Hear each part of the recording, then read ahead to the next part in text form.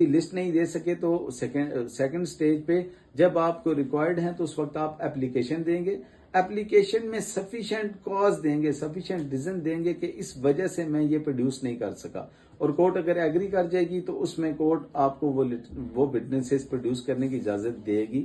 ویسے کافی Liberty use ہوتی ہے اور کورٹ لینیٹ ہوتی ہے اس ایشو میں, آپ کو اگنورنس کا تھوڑا سا اس میں وہ فائن کر دیتی ہے, ادروائز کاسٹ کے ساتھ وہ الاؤ کر دیتی ہے. ادروائز یہ قرار دیا گیا کہ یہ صرف ٹیکنیکلٹی کی وجہ سے اس کو نہ کیس ڈیسائیڈ نہ کیا جائے وداؤٹ وٹنسز کو طلب کیا جائے.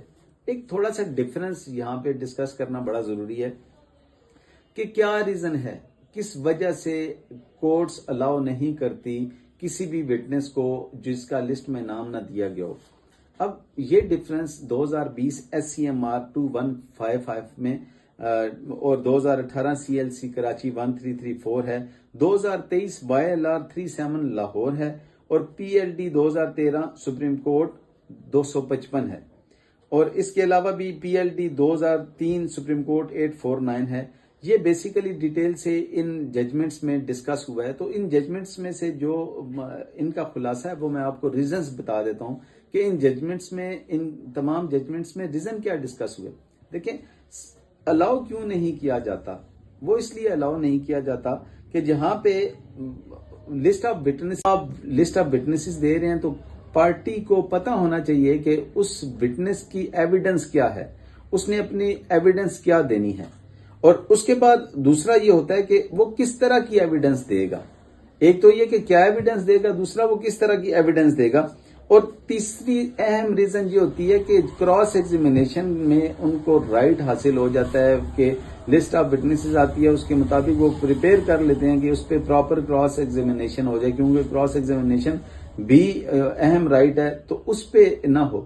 چوتھی اہم ریزن یہ ہوتا ہے کہ کوئی ایسا فیکٹ آ کے وٹنس کورٹ میں نہ بتا دے جو کہ پارٹی کے لیے شاکنگ ہو اور جس پہ وہ فوری طور پہ اس پہ کراس نہ کر سکیں, تو اس وجہ سے ایسے وٹنسز کو الاؤ نہیں کیا جاتا. یہ 4 ریزنز ہوتی ہیں.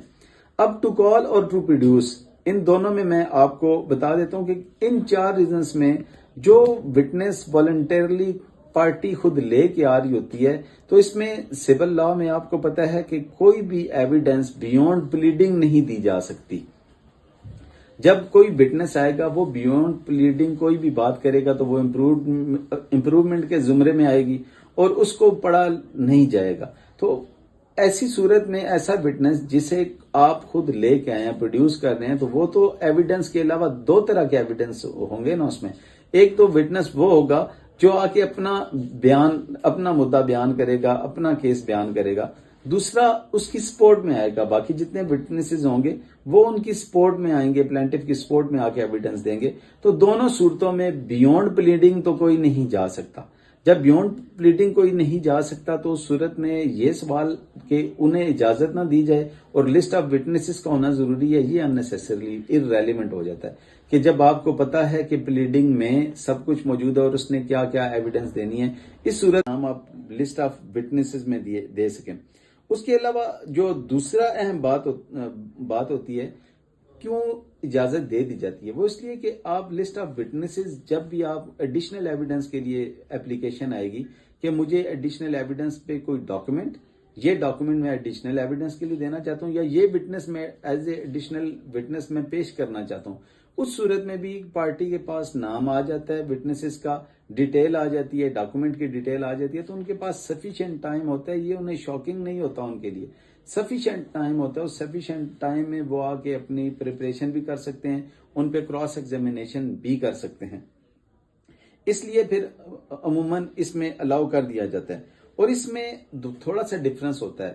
وہ ڈفرنس یہ ہوتا ہے کہ جو CWs کورٹ وٹنس ہوتا ہے اس کو لبرٹی حاصل ہوتی ہے کہ کوئی بھی نیا فیکٹ آ کے کورٹ میں وہ انڈکٹ کر سکتا ہے, ان پٹ دے سکتا ہے, کسی بھی نئے جو فیکٹ ہوتا ہے اس کا انکشاف کر سکتا ہے.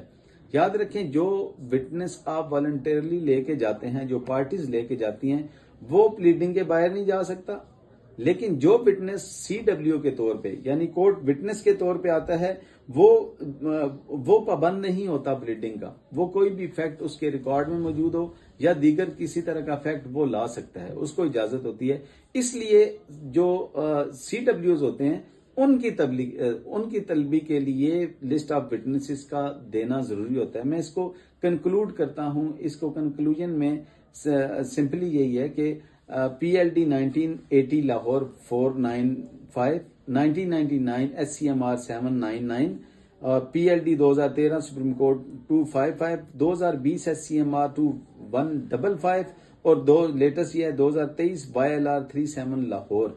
ان سب کا آپ مطالعہ کریں تو ان سب کا کنکلوژن یہی نکلتا ہے کہ سی ڈبلیو یعنی کورٹ وٹنس, جن کو ایسے وٹنسز جن کو تھرو کورٹ آپ طلب کرنا چاہتے ہیں, ان کے لیے لسٹ آف وٹنسز 7 days کے اندر دینا ضروری ہوتی ہے.